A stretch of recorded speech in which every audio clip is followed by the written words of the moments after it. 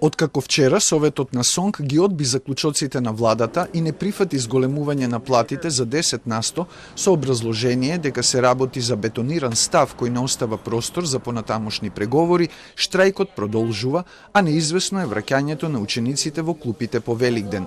Во ситуација кога не и се гледа крај на рововската битка меѓу СОНК и владата, колатерална штета се децата кои одат во градинки и учениците. Поради пандемијата со онлайн настава и губењето 2 недели поради зимскиот распуст, средношколците се веќе 3 години надвор од нормалното образование и треба да се поттикне солидарност меѓу учесниците во образовниот процес во интерес на сите, реагираат од Сојузот на средношколци. Обете страни се одговорни за загубата на наставата во изминатите 2 недели, односно одговорни да најдат решение во интерес на средношколците. Сојузот на средношколци ги повикува двете страни што побрзо да склучат договор со цел намалување на штетата која единствено ја трпат учениците. Во многу малку училишта се организира вонредна настава.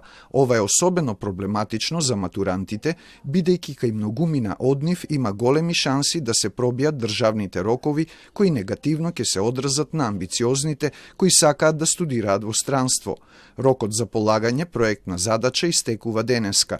Затоа е потребно итно решавање на проблемот, дополнуваат од Сојузот на средношколци. Премиерот Ковачевски денеска кажа дека постои законски рок кој не е истечен за усогласување на останатите плати со зголемената минимална, а СОНК предвреме започнал штрајк, доведувајќи ги во заблуда наставниците. Заедничко решение за проблемите може и ке се најде, но премиерот очекува воспитно образовниот процес да продолжи. Доколку се покачува платата, што треба да се направи, исто така треба да се испорача и подобра услуга за граѓаните кои што тие плати ги плаќаат. Бидејќи најлесно е да се покачи плата во јавниот сектор.